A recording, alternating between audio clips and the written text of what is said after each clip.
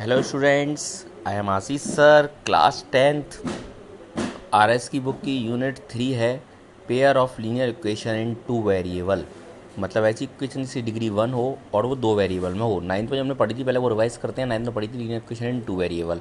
दो वेरिएबल की linear equation होती क्या है? तो number 1, an equation of a type A X plus B Y plus C equals to zero, जो लीनियर इक्वेशन फॉर्म होती है। ये एक इक्वेशन इस टाइप की अगर होती है where A B C are real number, जहाँ पर A B C real number होने चाहिए। रियल नंबर जो रेशनल और रेशनल दोनों होते हैं। A not equal to zero, A zero रहना चाहिए और बी जीरो रहना चाहिए। बिकॉज अगर ए और बी जीरो होगा तो वन वेरिएबल रह जाएगा या फिर जीरो वेरिएबल हो जाएगा। क्योंकि ए इंटू जीरो करूँगा तो एक्स हट जाएगा, ए इंटू एक्स करूँगा, जीरो इंटू एक्स करूँगा तो एक्स हट जाएगा, जीरो इंटू वाई करूँगा तो वाई हट जाएगा। The values of X and Y, जो एक्स और वाई की वैल्यू होती हैं for which the equation hold true, जिनसे इक्वेशन ट्रू आ जाए, मतलब उनकी एल एच एस और आर एच एस सेटिस्फाई हो जाए, आर कॉल्ड इट सॉल्यूशन, वो उसके सॉल्यूशन कहलाते हैं। An equation, the third point है, an linear equation in two variable has infinite many solution. उसके अगर एक इक्वेशन होगी तो बहुत सारे सॉल्यूशन होंगे। व्हेन ग्राफिकल रिप्रेजेंट, जब उसको ग्राफ पर रिप्रेजेंट करते हैं, रिप्रेजेंट है स्ट्रेट लाइन, वो स्ट्रेट लाइन बनाती है और every solution is a point on this straight line, और उस स्ट्रेट लाइन पर जो जो पॉइंट आएंगे वो उस इक्वेशन के सॉल्यूशंस होते हैं। तो जो उसकी स्ट्रेट लाइन पर जितने भी पॉइंट होते हैं वो सारी उस इक्वेशन के सॉल्यूशंस होते हैं। मतलब अगर उनको उस इक्वेशन में पुट किया है तो L H S equals to R H S आ जाएगा। देन स्टूडेंट पढ़ते हैं pair of linear equation in two variable. अब 10th क्लास से रिलेटेड पढ़ते हैं। अब हमें दो इक्वेशन पढ़नी होंगे एक साथ। तो two linear equation with the two same variable, अगर दो लीनियर इक्वेशन होते हैं उनके वेरिएबल सेम हो, मतलब दोनों में एक्स एक्स यूज हो या फिर दोनों में वाई वाई यूज हो, दोनों एक साथ यूज होनी चाहिए, एक्स भी और वाई भी, क्योंकि दो वेरिएबल यूज करने हैं, are called the pair of linear equation, वो पेयर ऑफ लीनियर इक्वेशन कहलाती हैं। The general form of this type of equation, equation general form जो है वो क्या है? A one X plus B one Y plus C one equals to zero, A two X plus B two Y plus C two equals to zero. C को आप उधर भी रख सकते हैं, मतलब आप ऐसे बोल सकते हैं A one X plus B one Y equals to C one, A two X plus B two Y equals to C two, where A one A two B one B two C one C two are real number. ये सारे real numbers होते हैं। Real number मतलब जो rational और rational दोनों होते हैं, बट ए वन का स्क्वायर प्लस बी टू का square not equal to zero होना चाहिए, ऐसे ए टू का स्क्वायर प्लस बी टू का स्क्वायर भी नॉट इक्वल्स टू जीरो होना चाहिए। A one b1 c1, a1 the coefficient of x in first equation, b1 the coefficient of y in first equation, c1 constant term in first equation, a2 the coefficient of x in first equation, second equation, b2 the coefficient of y in second equation and c2 the constant term of the second equation। Clear students? तो ये सारी इनकी values हैं, ये आपके काम में आएंगी। देन हम आते हैं students graphical representation and algebraic representation of the pair of linear equation. इनको linear equation in two variable का ग्राफिकल और एल्जेब्रिक रिप्रेजेंटेशन क्या है? ग्राफिकली मतलब ग्राफ पे बनाना, एल्जेब्रिक मतलब सॉल्व करना। For the lines represent the equation, अगर हम दोनों लाइन को इस तरह से ले लें, उनकी दोनों जो लाइन रिप्रेजेंट कर रही है इक्वेशन की, उनको ले लें A one X plus B one Y plus C one equals to zero, A two X plus B two Y plus C two equals to zero. तो स्टूडेंट ये टेबल देखिए, सीरियल नंबर दिया है, compare the ratios compare करने हैं coefficient के और constant term के। ग्राफिकल रिप्रेजेंटेशन कैसा बनेगा? एल्जेब्रिक रिप्रेजेंटेशन कैसा बनेगा? मतलब अगर A one upon A two not equal आ जाए B one upon B two के, ए वन एक्स का कॉफिशिएंट फर्स्ट इक्वेशन का, ए टू वाई का कॉफिशिएंट एक्स का कॉफिशिएंट सेकंड इक्वेशन का, उनका डिवाइड लगाएंगे, उनका रेशो निकालेंगे, फिर बी वन बी टू निकालेंगे। अगर दोनों नॉट इक्वल आ गए तो उसका मतलब हुआ इंटरसेक्टिंग लाइन्स। अगर हमको ग्राफ पे बनाएंगे तो वो लाइन बीच में एक ही पॉइंट पर इंटरसेक्ट करेंगी। एक्जैक्टली वन सॉल्यूशन होगा और उसको हम यूनिक सॉल्यूशन भी बोलते हैं, और जिनका आंसर आ जाता है वो कंसिस्टेंट कहलाती हैं।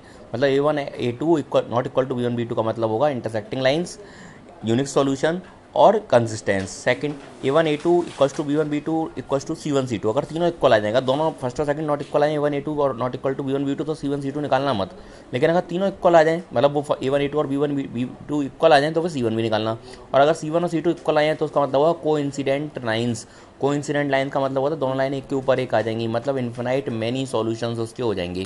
मैनी सॉल्यूशन मतलब उसके बहुत सारे सॉल्यूशंस होंगे, क्योंकि वो लाइन एक के ऊपर एक होंगी और इसलिए वो कंसिस्टेंट कहलाएंगी। Third point, A one A two equals to B one B two but not equal to C one C two. A one A two और बी वन बी टू तो इक्वल आए, लेकिन C one C two not equal आ जाए तो उसका मतलब होगा वो लाइन पैरेलल लाइन्स होंगी। कैसी लाइन होंगी? पैरेलल। और उनका नो सॉल्यूशन, उनका सॉल्यूशन नहीं आएगा, और बिकॉज सॉल्यूशन नहीं आएगा इसलिए वो इनकन्सिस्टेंट होंगी। ये तीनों रूल जो हैं आपके बहुत ज़्यादा काम के हैं, इन्हें ध्यान से समझना। अगर A one A two not equal to B one B two, unique solution. Student inconsistent pair of linear equation वो होती हैं जिनका सॉल्यूशन नहीं निकलता है, मतलब पैरेलल लाइन वाली, और कंसिस्टेंट वो होती हैं जिनका या तो यूनिक सॉल्यूशन निकले इंटरसेक्टिंग लाइन वाला, या फिर इनफिनाइट मैनी सॉल्यूशंस हों। मतलब जिस इक्वेशन के सॉल्यूशन आ जाए वो कंसिस्टेंट, और जिस इक्वेशन के सॉल्यूशन ना आए वो होती है इनकंसिस्टेंट। ठीक है ना? अब देखिए हम इसको ग्राफ पे भी देख लेते हैं।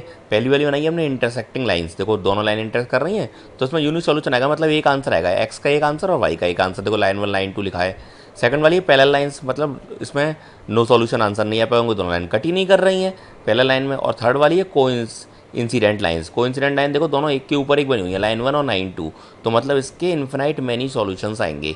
मैंने आपको जो आगे रूल्स बताए थे A1/A2 B1/B2 वाले, उन्हीं से ये बनी हुई हैं। क्लियर स्टूडेंट्स, सबको समझ में आ रहा है? Then system of linear equations in two variable solving linear equation by graphing. हम ग्राफिंग से लीनियर इक्वेशन कैसे सॉल्व करते हैं?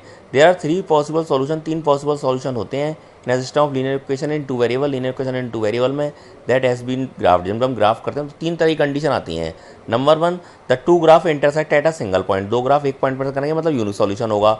The coordinates given the solutions of the system, और जो कोऑर्डिनेट आएंगे जैसे मान लो 2 और 3 वैल्यू आई, तो 2 होगी एक्स की वैल्यू, 3 होगी वाई की वैल्यू। इन दिस केस, इस केस में द सॉल्यूशन इज कंसिस्टेंट, वो कंसिस्टेंट होंगे, मतलब उनका आंसर आएगा। एंड इक्वेशंस आर इंडिपेंडेंट, और इक्वेशन इंडिपेंडेंट होंगी। The graph are parallel, if graph अगर पैरेलल है मतलब स्लोप उनका बीच के डिस्टेंस इक्वल है। इन दिस केस, इस केस में द सिस्टम इज इनकंसिस्टेंट, उनका सिस्टम इनकंसिस्टेंट होगा, मतलब द सॉल्यूशन सेट इज 0 और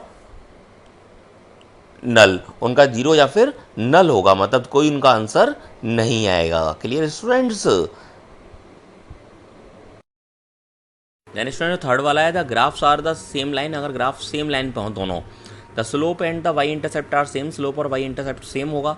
इन दिस केस, इस केस में the equations has are dependent, equation एक दूसरे पर डिपेंडेंट होंगी। And the solution set is an infinite, और सॉल्यूशन जो होंगे उनके इन्फिनाइट नंबर ऑफ सॉल्यूशंस होंगे। जैसे फर्स्ट वाली कंडीशन में उसमें इंटरसेक्टिंग लाइन है, दोनों देखो इंटरसेक्ट कर रही हैं, 1 सॉल्यूशन निकलेगा, यूनिक सॉल्यूशन। सेकंड वाली पैरेलल है तो उनकी कोई सॉल्यूशन नहीं आ रहा, मतलब वो नो सॉल्यूशंस हैं।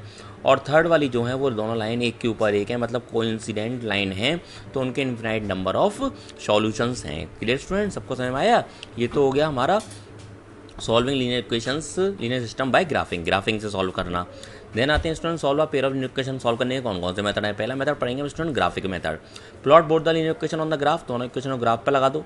This will give us 2 straight line, उससे 2 स्ट्रेट लाइन निकल कर आएंगी। If the line intersect at 1 point, अगर वो एक जगह इंटरसेक्ट करती हैं, then it has unique solution, का सॉल्यूशन यूनिक होगा। If the lines are parallel, अगर वो दोनों लाइन पैरेलल्स हैं, then there is no solution और for the pair of equation, उन पेयर ऑफ लीनियर इक्वेशन का कोई सॉल्यूशन नहीं निकल कर आएगा। And if the lines are coincident, अगर वो लाइन कोइंसिडेंट हैं, मतलब दोनों लाइन्स एक के ऊपर एक हैं, तो क्या होगा? Then there are infinite many solution, उनके बहुत सारे सॉल्यूशंस होंगे। ये हो गया ग्राफिकल मेथड। देन पढ़ेंगे एल्जेब्रिक मेथड। एल्जेब्रिक मेथड 3 तरह के हैं। पहला है हमारा student substitution method. Substitution method क्या है?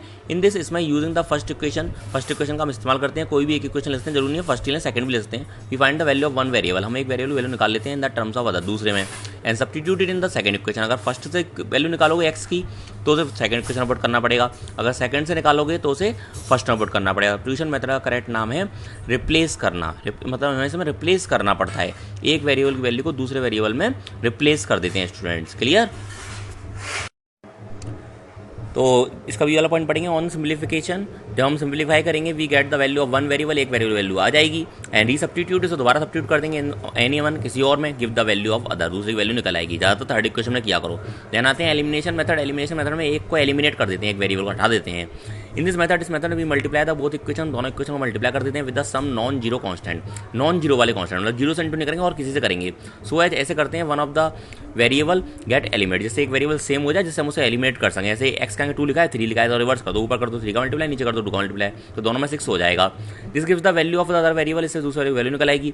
यूजिंग दिस वैल्यू, उस वैल्यू का यूज करेंगे any one of the equation, we get the value of the first value निकल आएगी। फिर है cross multiplication method for the equation. इस इक्वेशन के लिए इक्वेशन दोनों फॉर्म लिख दिए मैंने, और डायरेक्ट ये फॉर्मूला लगा देना, x equals to b1c2 minus b2c1 upon a1b2 minus a2 b1, ऐसे y की वैल्यू निकाल लेंगे। और जरूरी नहीं है आप ये फॉर्मूला यूज़ करें, मैं आपको जब नेक्स्ट वीडियो भेजूंगा तो उसमें बता दूंगा कि हम उसको बिना जिस फॉर्मूले के भी क्रॉस मल्टीप्लिकेशन सॉल्व कर सकते हैं, वो ईजी तरीका है, और ये इससे यूनिक सॉल्यूशन निकल कर आएगा। Okay students, thank you very much for watching this video. I hope you understand. Please like and subscribe. Okay, thanks.